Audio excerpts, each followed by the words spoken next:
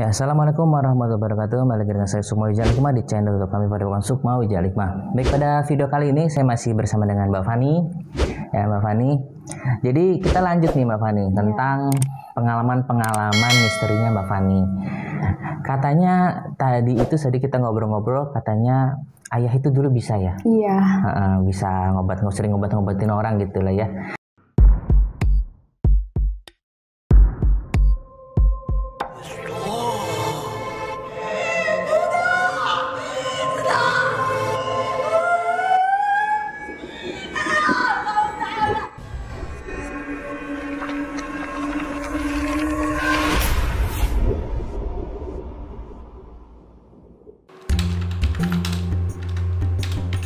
Ki, jadi Jumatan gak Ki?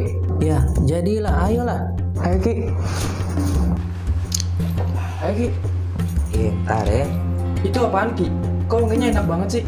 Ini minyak kasturi. Ini minyak Arab ibadah. Nah, minyak kasturi ini minyak yang paling disukai Rasulullah dari hadis riwayat Muslim. Nah, ini minyak ini juga non alkohol dan insya Allah halal dan juga kualitasnya bagus nih. Nah, Saya minta dong Ki. beli dong, nih belinya di sini nih. Mana tuh, Ki? Nih ya. Nih ada di Bukalapak, di Shopee ya, di Tokopedia nih. Ketik aja minyak Arab ibadah nih, tuh banyak tuh Banyak pilihannya. juga ya Ki ya. Iya.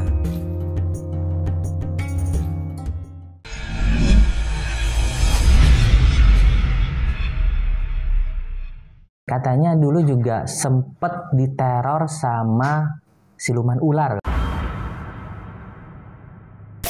Raja jin ular gitu ya. Nah, itu kronologisnya gimana kok bisa-bisanya diganggu sama raja jin ular itu? Emang ente salah apa gitu? Jadi lokasinya itu di perumahan Tiga Raksa. Itu saya masih kecil, ayah sama mama kita pokoknya tinggal di sana lah ya. Terus pada saat itu kejadiannya mau maghrib. Maghrib awalnya ada anak ular, warnanya hijau muda. Itu kejadian tahun berapa, masih ingat? Masih kecil ya? 2001.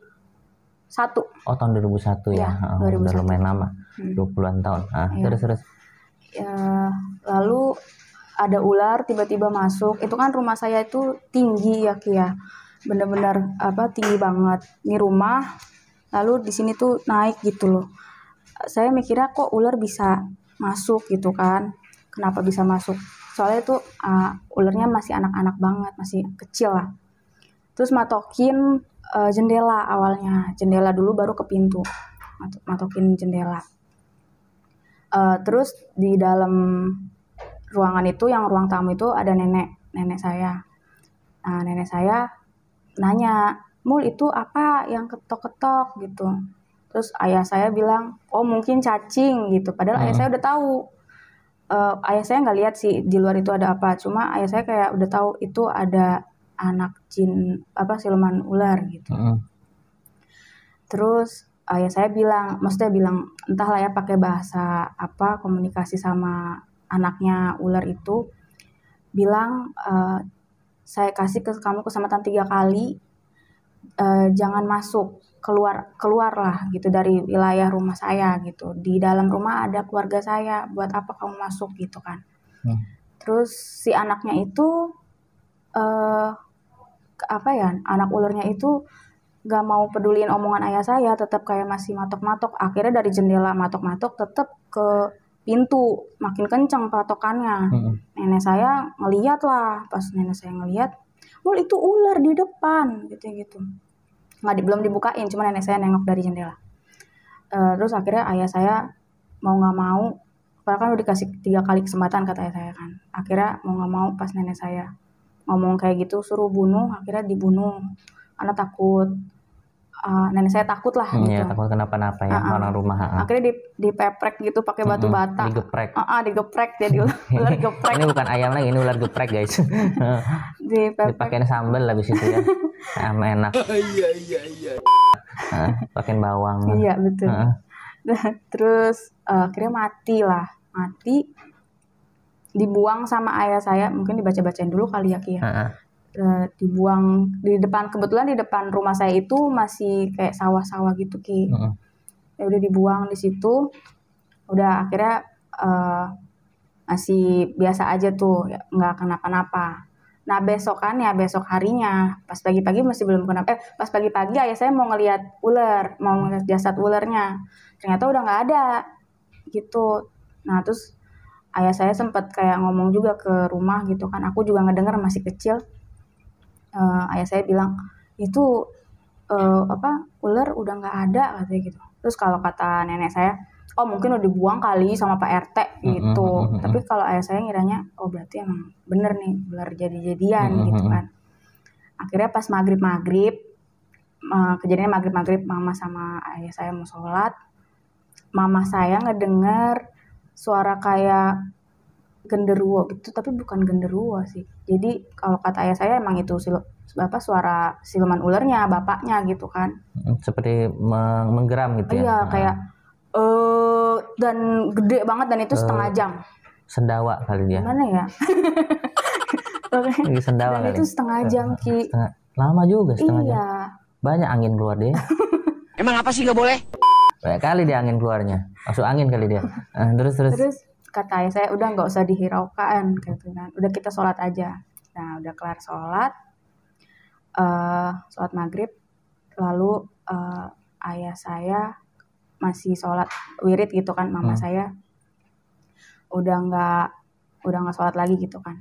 Terus di wiridannya itu ayah saya bilang komunikasi sama si siluman ularnya bahwa untuk apa kamu kesini gitu kan. Siluman ular itu nggak mau marah gitu loh Ki, marah sama ayah saya, kenapa kamu bunuh anak saya katanya gitu.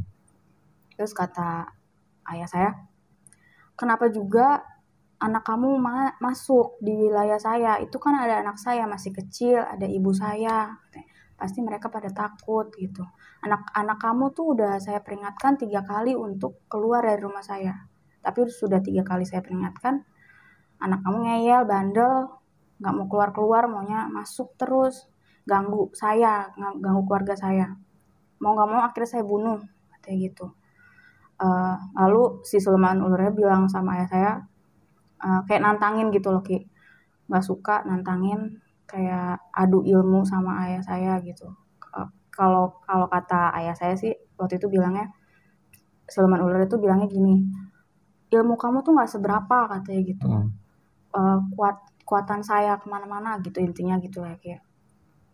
Terus akhirnya ayah saya udah adu ilmu sama dia, sampai akhirnya kedengeran suara gitu. Mama saya langsung kayak ngomong ke ayah saya, masuk ke kamar, ya itu suara apa gitu. Terus ayah saya kayak bilang ke mama, oh itu ban ayah kempes kali gitu. Padahal sih enggak, padahal lagi saling ngobrol gitu kan. Sampai akhirnya adu ilmu juga sama siluman ularnya. Nah siluman ularnya tiba-tiba kalah. Bau hangus, bau gosong gitu Ki. Seisi rumah tuh bau gosong sama sekali. Sampai nenek sama mama juga bilang, ini bau apa sih Mul? Tadi bunyi suara gitu kayak ban kempes, sekarang bau gosong katanya gitu. Aneh Mama, banget. Nenek nggak lagi masak? Enggak, lagi nonton TV. Kamu juga lagi nggak masak? Enggak, lagi nonton TV. Oh iya. Lagi di ruang tamu, ayah kan sholatnya di kamar gitu. Terus akhirnya habis nyium bau gosong, terus ayah bilang udah nggak usah dihiraukan lagi, nggak usah diiniin lagi gitu, bukan apa-apa gitu. Nah besokannya, besok pagi-paginya banget, pagi-pagi tuh subuh-subuh ayah keluar rumah langsung geger ada kulit ular semua. Makanya satu sekomplek itu, seblok kan di satu komplek lah, itu langsung geger. Di rumahnya Pak Mul nih ada kulit ular gitu panjang Ki. Panjang berapa meter? 1-2 meter mah ada kali ya? Nggak tahu ya Ki, 1,5 kayaknya. Pokoknya panjang banget, udah kulit ular gitu Ki pokoknya. Oh jadi emang warga-warga situ nggak curiga tuh berarti tuh, oh jangan-jangan Pak Mul ini pesugihan ular lagi, jangan-jangan nih? Enggak karena ya? Kan orang-orang situ taunya ayah saya bisa gitu buat kayak nolongin orang. Jadi kalau ayah saya tuh kayak segelas air nih, orang sakit gitu, terus minta air ke ayah saya, terus diminum, terus kayak langsung sembuh gitu. Ya berarti intinya suka ngobat-ngobatin lah ya, gitu, terkenalnya seperti itu gitu. Tapi berarti kalau untuk yang deketin Rakib enggak lah ya, gitu. Nah pada waktu kejadian itu berapa hari kalau boleh tahu, masih ingat nggak? 2 hari doang. Sekitar 2 harian ya. Iya. Yang hari pertama anaknya meninggal, besokannya baru bapaknya yang mati juga. Iya. Bapaknya mati berarti? Iya. Bapak, kan maknya? Nggak tahu deh kalau mak. Iya. Pokoknya itu kata ayah wujudnya itu gede banget, gitu. Jadi itu cerita ayah ceritain ke kamu gitu ya waktu pas itu udah, ya? Pas sudah mulai agak gede ya? Iya. Itu masih kecil ya katanya? Iya, ya? masih kecil, masih kelas 1 SD. Berarti dulu tinggal di mana? Itu daerah mana sih? Tiga Raksa. Ya. Kalau sekarang sudah di daerah Salemba ya, udah pindah ya, gitu. Oke. Nah, pada waktu kejadian itu kamu atau keluarga ada seperti mimpiin nggak?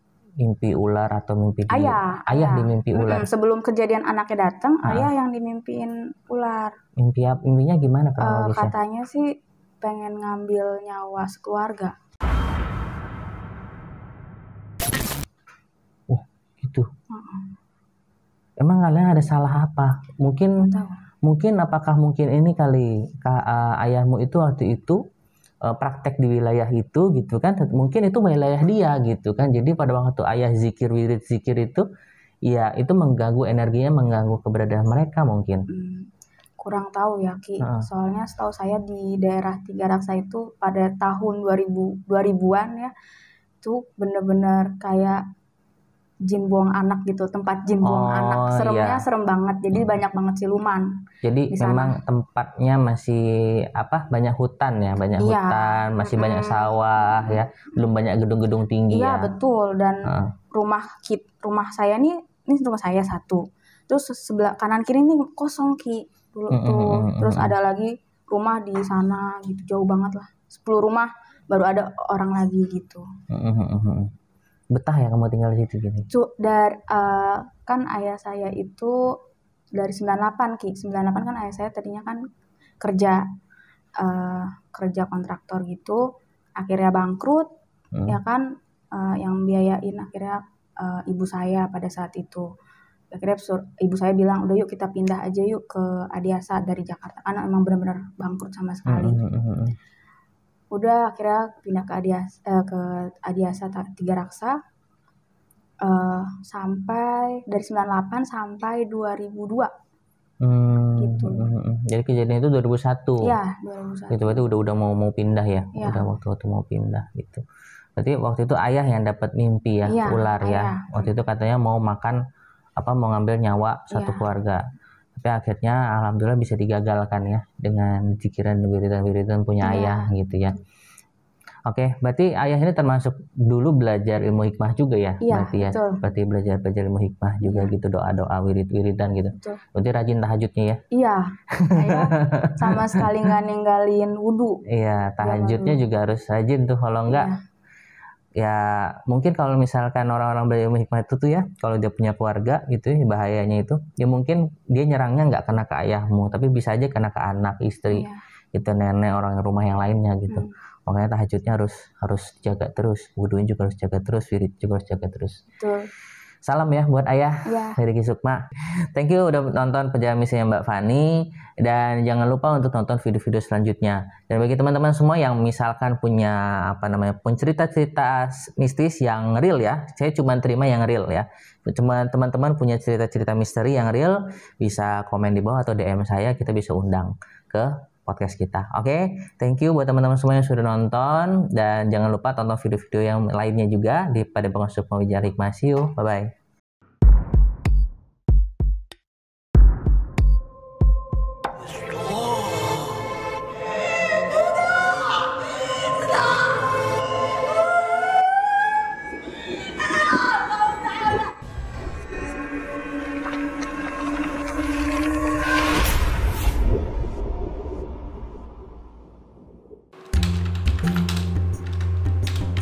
Ki, jadi Jumatan gak Ki? Ya, jadilah, ayolah. Ayo Ki. Ayo Ki. Ntar ya. Itu apaan Ki? Kok wanginya enak banget sih? Ini minyak kasturi, ini minyak Arab ibadah. Nah, minyak kasturi ini minyak yang paling disukai Rasulullah dari hadis riwayat Muslim. Nah, ini minyak ini juga non alkohol dan insya Allah halal dan juga kualitasnya bagus nih. Nah, Saya minta dong Ki. beli dong, nih belinya di sini nih. Mana tuh, Ki? Nih ya, nih ada di Bukalapak, di Shopee ya, di Tokopedia nih.